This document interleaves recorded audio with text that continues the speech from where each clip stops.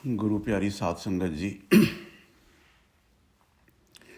हमारे प्यारे बाबा जी संत जैब सिंह जी महाराज के चरणों में बार बार प्रणाम है।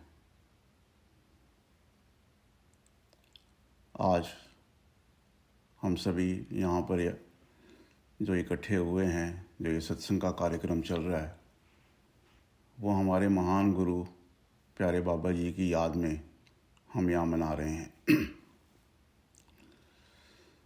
तो गुरु रूप गुरु प्यारी साध संगत जी, सबसे पहले तो मैं अहमदाबाद में आए सभी प्रेमियों से माफ़ी चाहता हूँ हाथ जोड़ करके, क्योंकि मैंने आशा रखी थी, शायद वायदा भी किया था कि मैं वहाँ आऊँगा, लेकिन बाबा जी की कुछ मौज ऐसी ही थी कि मैं आ नहीं सका। मुझे बड़ी खुशी है कि सारे प्रेमी वहाँ पर बाबा जी के गुणगान कर रहे हैं, उनको याद कर रहे हैं। जब मैं या कोई भी प्रेमी बाबा जी से मिलने के बाद अपने घरों के लिए रवाना होते थे, तो बाबा जी अक्सर ये कहा करते थे कि आप जा कर के मेरा प्यार अपने परिवार को और संगत को देना। तो शुरू में जब बाबा जी ने मुझे ये कहा कि बल्ली जाके अपने परिवार नू ते संगत नू मेरा प्यार देना, तो मैं छोटा था, मुझे समझ नहीं आई, क्योंकि आम तौर पे दुनियावी लोग इस तरह की बात नहीं करते। तो बाबा जी ने जब ये कहना कि भी मेरा प्यार देना, तो एक दिन मैंने बाबा जी से पूछा कि बाबा जी वो कैसे करते हैं। तो बाबा जी बड़े हंसे और बाबा जी ने मुझे पकड़ के गले लगा लिया और कहा कि ऐसे, जैसे मैंने तेरे को प्यार दिया है, तेरे को महसूस हुआ है ना। मैंने कहा जी बहुत हुआ है। कहते वैसे ही ना तू जा कर के प्रेमियों को और अपने परिवार को मेरा प्यार देना। तूने सिर्फ कहना ही है कि बाबा जी ने प्यार भेजा है, और वो लोग सब मेरे से अंदर से जुड़े हुए हैं, उनको वो प्यार मिल जाएगा। तो मैं आज बाबा जी की तरफ से बाबा जी का प्यार जो कि हमेशा हमारे साथ है, आप सब लोगों को देना चाहता हूँ। मुझे याद आया, आज सुबह ही मुझे ये याद आया कि बाबा जी कितने प्यार से ये कहते थे कि पूरी संगत को मेरा प्यार देना। तो हम लोग बहुत भाग्यशाली हैं कि उस परमपिता परमात्मा ने जब वो अजायब का चोला धार करके इस संसार मंडल में आया, हमें बहुत प्यार दिया। 21 साल तक अपने देह स्वरूप में उस परमात्मा ने हमारी बहुत संभाल की, अभी भी संभाल हो रही है।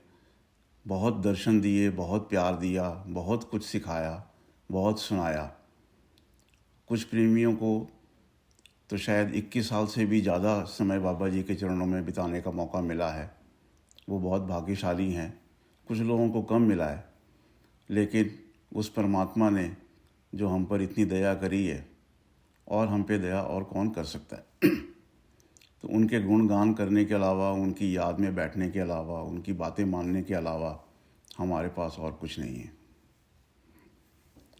बाबा जी को देह स्वरूप करके हमसे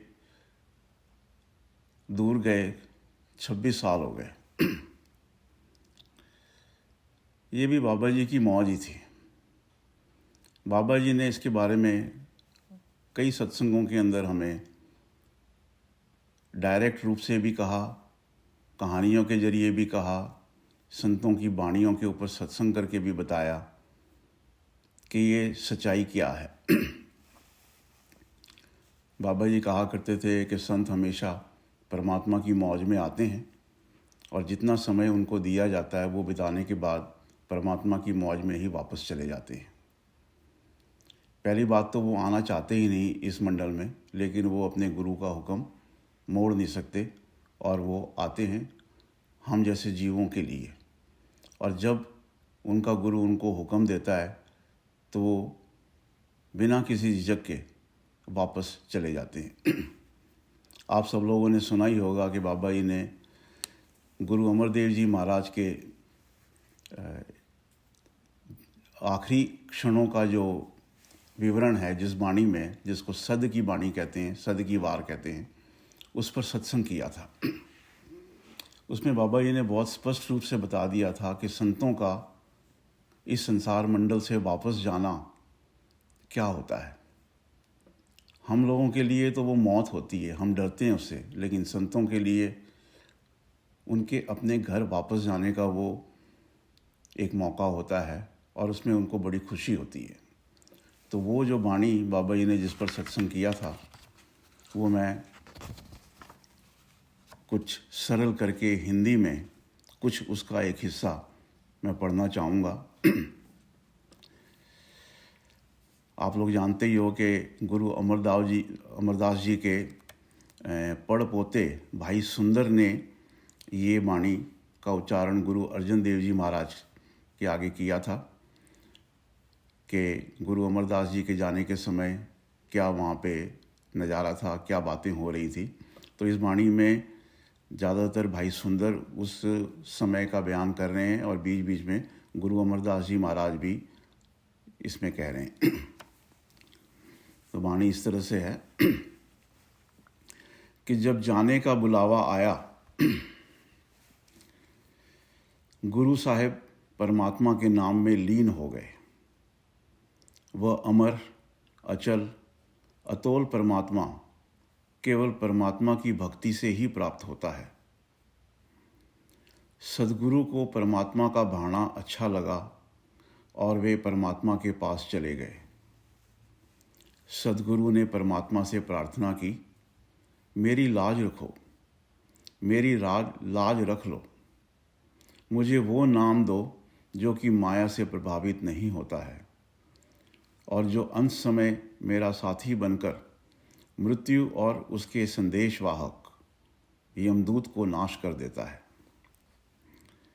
परमात्मा ने सद्गुरु की प्रार्थना सुनी और स्वीकार कर ली।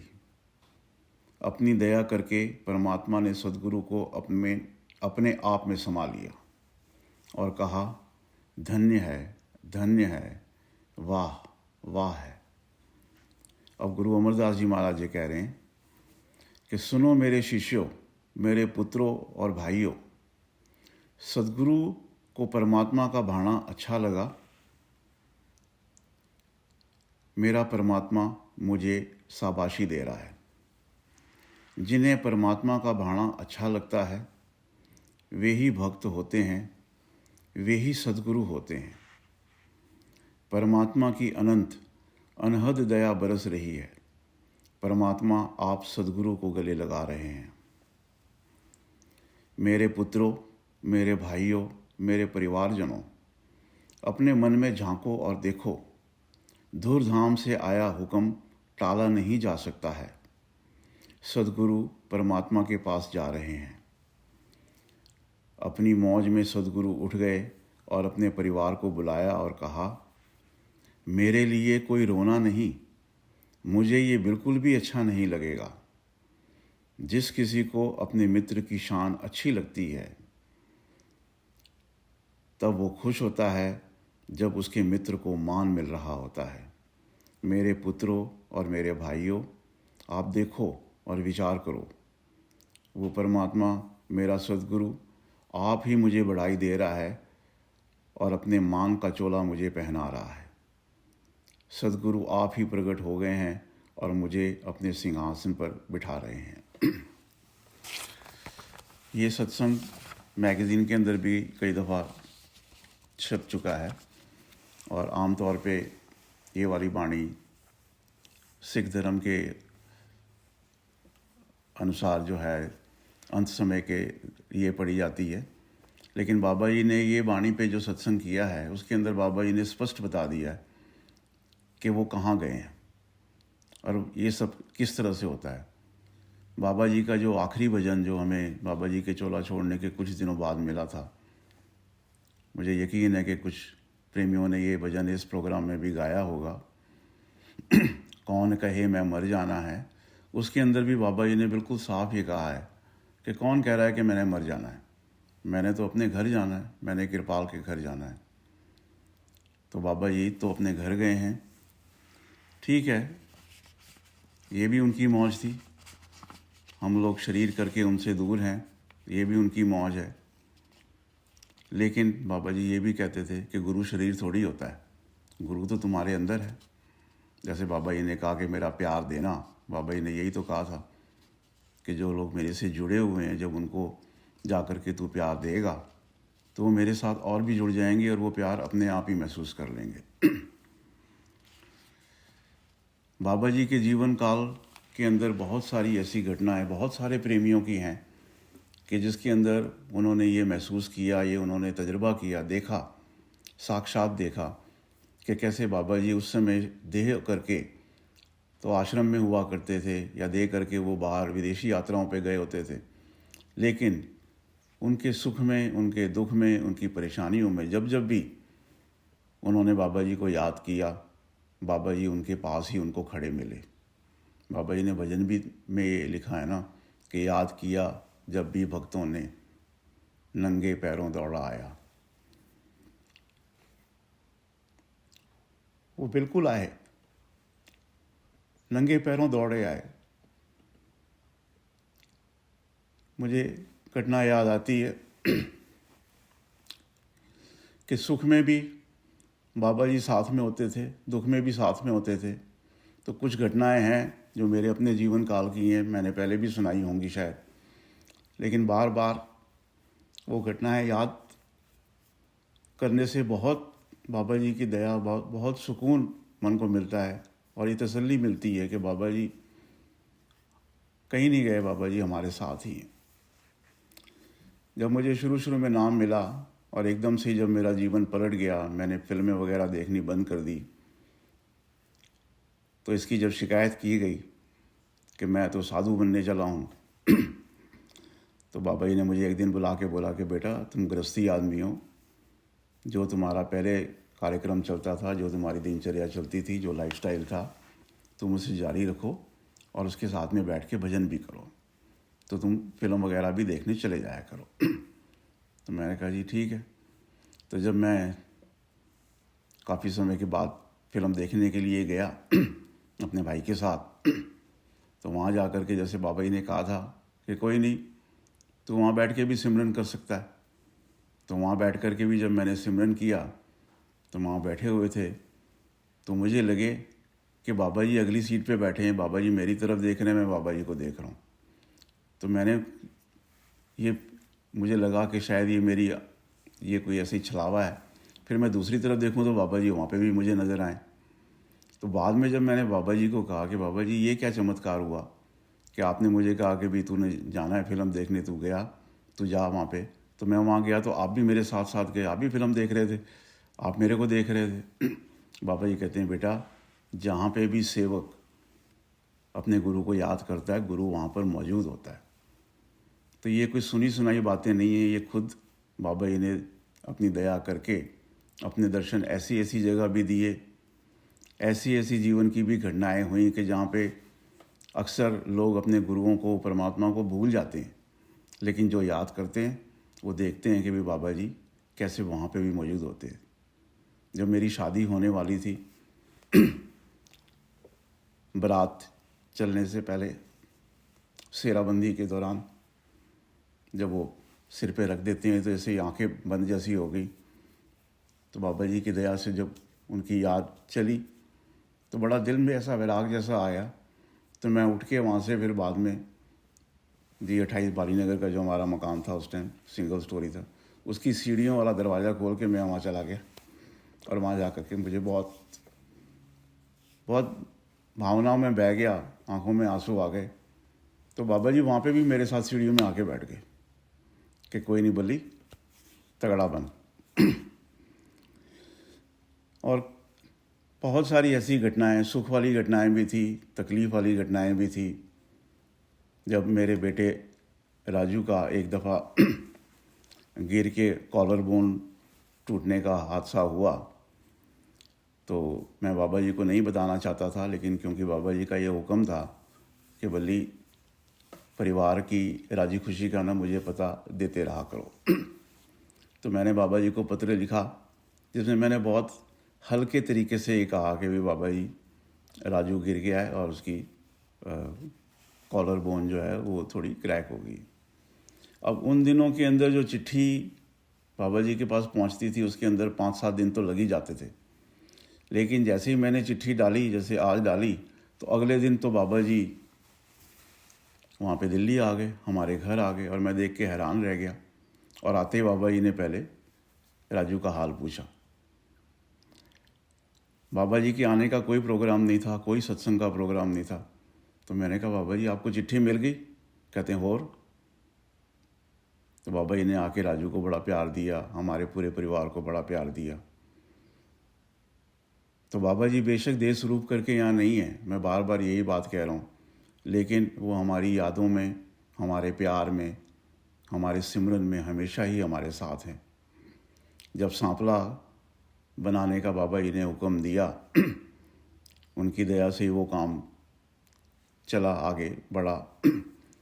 तो जब पहला प्रोग्राम होने वाला था और 3 दिन रह गए थे, हालांकि पूरी तरह से तैयारी नहीं थी, लेकिन क्योंकि बाबा जी का हुक्म था कि मार्च में कार्यक्रम करना ही करना है, बेशक टेंट लगा के क्यों ना करना पड़े, तो सारी तैयारियां चल रही थी। 3 दिन पहले एक आंधी आई और बाहर की दीवार टूट गई, जो टेंट लगे थे वो उड़ गए। मैं जब घर आया, दिल्ली आया पर्दे लेने के लिए, खिड़कियों पे शीशे नहीं लगे थे तो वहाँ पर्दे लगाने थे। एकदम से मौसम बदल गया, ठंड जैसी हो गई। तो जब मैं वापस पर्दे लेके जा रहा था, रात का समय था, मेरे साथ मेरा मित्र कैंट भी दिल्ली आया था और उसने एयरपोर्ट जाके प्रेमियों को लाना था। तो मैं अकेला जब दिल्ली से सांपला जा रहा था, दिल में बड़ी वो हो रही थी कि बाबा जी कोई गलती हो गई है कि अब 3 दिन रह गए हैं और सारा काम ख़राब हुआ पड़ा है यहाँ पे। तो एकदम से ही बाबा जी वहाँ प्रकट हो गए। बाबा जी मेरी साथ वाली सीट में बैठ गए। बाबा जी ने अपना हाथ मेरे मोढे पे रख लिया और मुझे देख के कहते हैं कि बाबा जी मुझे कहने लगे कि तू घबराता क्यों है, सब ठीक हो जाएगा। तो वहाँ पीरागढ़ी चौक से लेकर के सांपला तक बाबा जी मेरे साथ ही बैठे रहे। और उस समय जो उनकी जो दया थी, जो उनका रूप था, जो उनका जो नूर था, उससे पूरी गाड़ी के अंदर जो रोशनी हुई, मेरे लिए वो जीवन की बहुत बड़ी घटना थी। फिर एक शब्द जो हमारे पाठी जी बहुत सुनाया करते थे, पहले हम लोग भी गाया करते थे कि जहाँ तू मेरे वल हैं तामो क्या चंदा। जब तू मेरे साथ है तो मुझे फिर और किस चीज़ की परवाह है।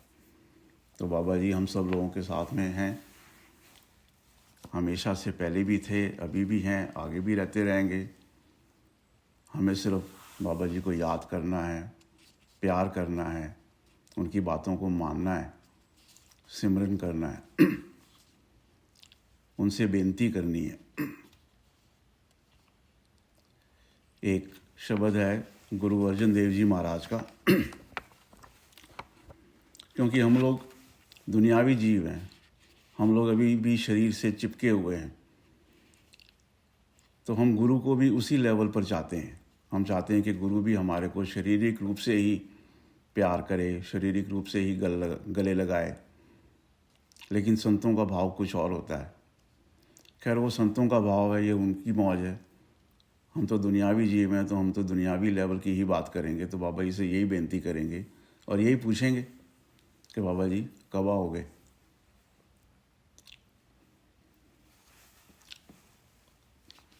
कब गले लगाओगे। तो ये शब्द जो है गुरु अर्जन देव जी महाराज का, इसके अंदर गुरु अर्जन देव जी महाराज ये कह रहे हैं कि प्रभु, हे गुरु, अब हमें कब अपने गले से लगाओगे। हम हमेशा आपकी आस कर रहे हैं, आप हम पर दया करो ताकि हम आपके गुण गा सकें। हम जीव मूर्ख अनजान बच्चे हैं, ये हमारे प्यारे पिता, आप हमें समझाते रहते हैं।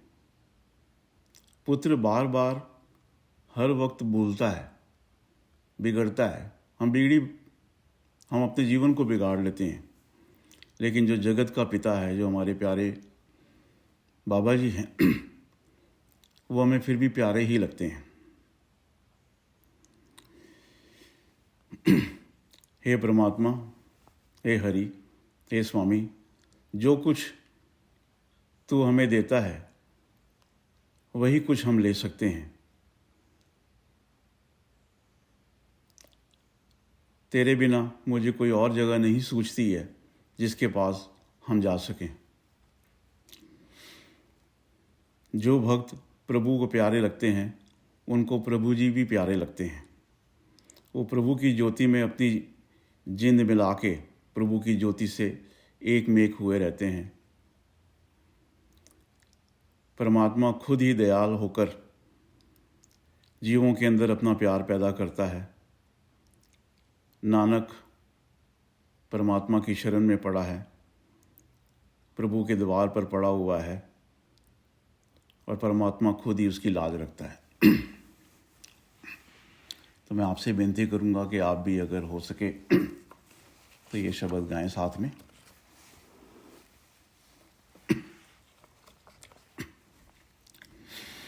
कब गल लावेंगे, कब गल लावेंगे, कब गल लावेंगे, कब गल लावेंगे।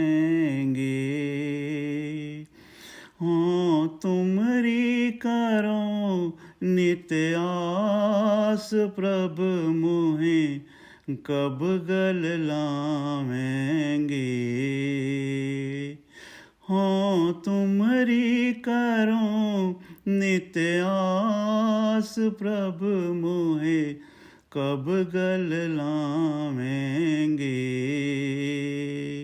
प्रभु की जय कृपा निधान हम हर गुण गावेंगे।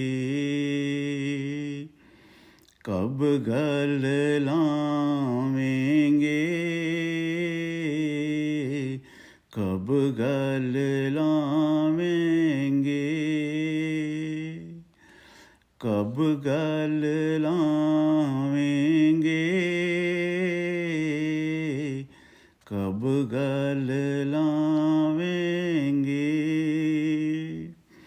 हम बारक मुग्धयान पिता समझावेंगे, सुत खिन खिन भूल बिगाड़,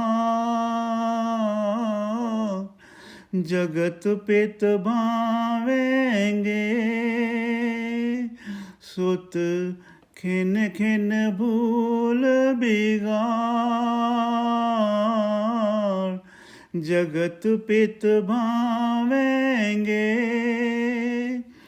हाँ तुमरी करो नित्य आस प्रभु मोहे, कब गल लावेंगे। कब गल लावेंगे, कब गल लावेंगे, कब गल लावेंगे, कब गल लावेंगे। जो हर स्वामी तुम दे हो, सोई हम पावेंगे। मोहे दूजी नाही टोर, जिस पे हम जावेंगे। मोहे दूजी नाही टोर, जिस पे हम जावेंगे। हाँ तुमरी करो नित्य आस प्रभु मोहे, कब गल लावेंगे। कब गल लावेंगे,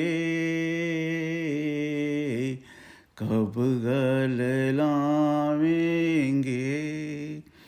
प्रभु मोहे कब गल लावेंगे, कब गल लावेंगे। जो हर पावे भगत तिना हर पावेंगे। ज्योति ज्योत मिलाए, ज्योत रल जावेंगे। ज्योति ज्योत मिलाए, ज्योत रल जावेंगे। हाँ तुमरी करो नित आस, प्रभु मोहे कब गल लावेंगे, कब गल लावेंगे, कब गल लावेंगे, कब गल लावेंगे, कब गल लावेंगे। हरे आपे होए कृपाल, आप लेवलावेंगे। जन नानक शरण दुआर, हर लाज रखावेंगे। जन नानक शरण दुआर, हर लाज रखावेंगे।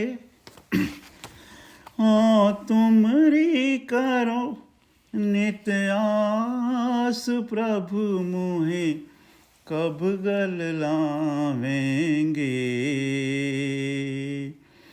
कब गल लावेंगे, कब गल लावेंगे, कब गल लावेंगे, कब गल लावेंगे। बाबा जी पूरी संगत आपके चरणों में यही बेनती करती है, आपकी दया आपका प्यार हम पर हमेशा बना रहे, हमें आपके दर्शन होते रहें।